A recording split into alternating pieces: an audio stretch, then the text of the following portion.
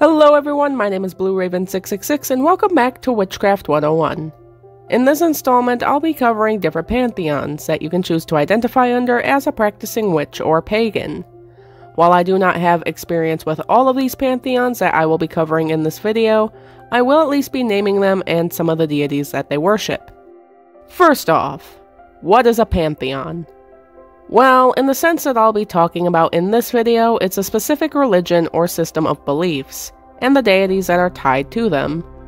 So, no, specifically speaking, witchcraft is not a pantheon. There are some people who seem to be under the impression that witchcraft is a religion when it really isn't. It's a practice, a craft. You don't exactly have to belong to a specific pantheon to learn how to start doing witchcraft, and just because you practice witchcraft doesn't mean you belong to a specific pantheon. So, just to get it out of the way, if none of the following pantheons interests you, or you don't feel a spiritual connection to any of them, that's fine. I'll be exploring this aspect later on in this video, and we'll leave it up to you to decide where to go from there. The first pantheon I'll be describing might come as a surprise to many of you, but the religion is no less valid than the others when it comes to witchcraft. Christianity. I know I probably just made someone's head explode by saying that, but it's true. You can, in fact, be a Christian and practice witchcraft in the name of the Christian God. These witches are commonly referred to as Abrahamic witches, and this title can apply to those who worship Judaism and Islam as well. Many Christians tend to think that the powers a witch possesses comes from Satan or the devil, which simply isn't the case. While there are witches out there who do use black magic, the vast majority of witches don't. We're not invoking evil spirits to do evil things. Quite the opposite, really. We consult the deities of our respective pantheons and try to do good. And Abrahamic witches are no less valid if those are their intentions. So, if you're a person with a strong connection to the Christian faith, and you're interested in learning witchcraft, there is nothing wrong with that. Wicca is probably the religion that is most commonly associated with witchcraft. While the religion is still fairly new, it has grown wildly in popularity over the years.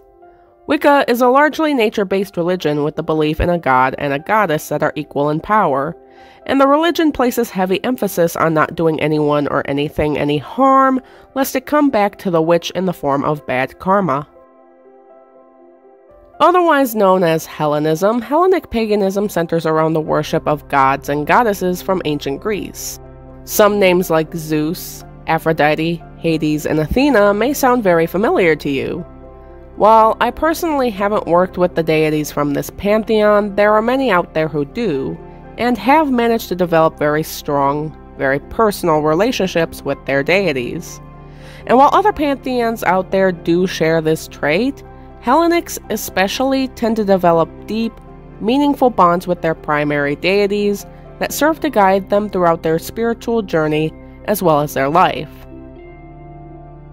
Norse paganism is a worship of the gods and goddesses of the Old Norse religion. Sometimes referred to as heathenism, the names of some of these deities that belong to this pantheon might also sound familiar to you. Odin, Thor, Loki. Yes, I know there's quite a difference between the Marvel adaptation of these deities and the actual thing, but that doesn't make them any less fascinating. I honestly wouldn't be surprised if the Thor movies created some new Norse pagans in the pagan community, but it's also important that you do your own research into this pantheon because it is far different than the Thor movies or the Vikings TV show or anything that you've seen in general media.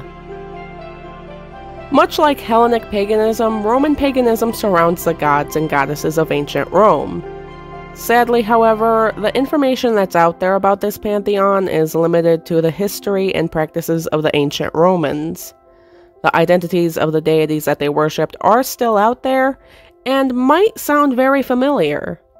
Jupiter, Venus, Mars, Neptune, Saturn.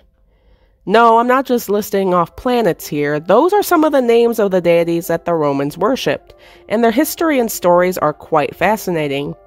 This is a pantheon that I would love to see a comeback from, because, like I said, there's not much out there about modern-day practice of Roman polytheism, especially information to help beginners get started.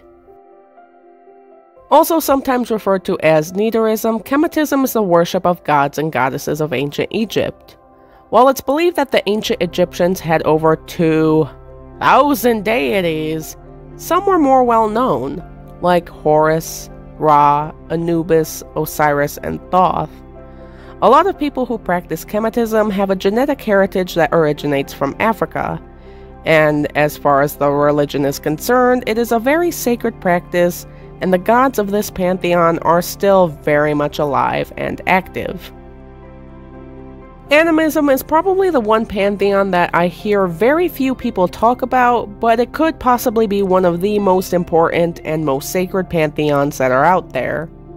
Animism refers to the religious beliefs and practices of the indigenous and aboriginal tribes of North America, and could very well be the root of where all religions derive from. While stories, practices, and traditions may vary from tribe to tribe, the belief is that everything in our world has a life and a spirit, and thus needs to be respected.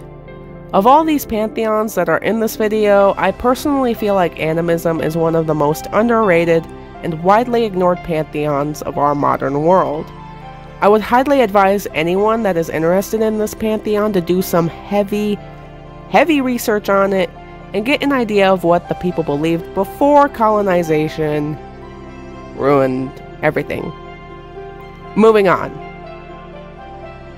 Now, I know that this pantheon has a fairly intimidating implication behind it, but contrary to popular belief, not all Satanists worship Satan or demons. There are the select few that do, yes, but in this pantheon, Satan is used as more of a concept that symbolizes rebellion and independence, rather than a deity that is worshipped. Yes, Satanists indulge in sin, but they also tend to be very aware of the fact that their actions have consequences, and they view their lives as something entirely within their control, rather than something that was pre-planned by a higher power. Now, here's the scenario. Let's say more than one of these pantheons appeals to you, or you like certain aspects of a select few and want to incorporate them into your practice, but you don't feel like you could fully commit to identifying under a specific one. If this is the case, you would fall under the definition of a neo-pagan. Also referred to as modern paganism, neo-pagans work with deities from multiple pantheons and apply certain aspects of multiple pantheons to their own practice. I myself identify as a neo-pagan. I work with Ram and Asmodeus from the Ars Goetia, and I also work with Lucifer, a fallen angel. I hold beliefs from Satanism, Animism, and Wicca that I incorporate into my own practice, and I try to leave myself open enough to where I can communicate with deities from other pantheons as well.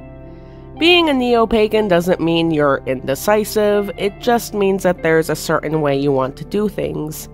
Things that you agree with, and things you don't. And that's perfectly fine. Now, one last belief system that I wanted to include with this video that might go against what most people expect witches to believe, but I feel is no less valid, is atheism. At the end of the day, you don't need to belong to a specific pantheon in order to practice witchcraft. Witchcraft is mainly fueled by the intent of the witch themselves, so technically speaking, you don't need to believe in a higher power or practice any sort of religion to be a witch. You only need to believe in yourself and what you believe you are capable of achieving. You don't have to be a pagan to be a witch, and being a witch doesn't always mean you're a pagan. I might get some heat for saying that, but if you ask me, it's true. Now, one last thing. I get a lot of people who ask me how they know when they found the right pantheon. Let me just explain it like this. Imagine you're a puzzle piece, and there are multiple different puzzles before you. You fit somewhere, you just don't know where. If you feel like you're trying to fit inside of a space, but just can't, or it doesn't feel right, like you're forcing it, it's not meant for you. You shouldn't feel trapped, or lost, or like you're living a lie. You should feel whole, and like you're on the path you were meant to take, no matter what it might be.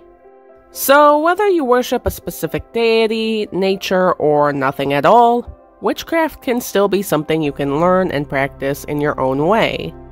It's kind of sad that a lot of people try to push this sort of agenda that witchcraft is only for pagans, or that you can't be pagan without practicing witchcraft, when in reality that isn't the case. At the end of the day, whether or not you choose to identify under a specific pantheon is your choice, and whether or not you want to start learning witchcraft within that pantheon is also your choice, and not the choice of anyone else. Anyways, that'll be all for this video, you guys. Thank you for tuning into this lesson. The next lesson, we will be talking about deities, working with them day to day, and how they can help us in witchcraft. Thank you all for helping us reach 40,000 subscribers on this channel. It's totally insane.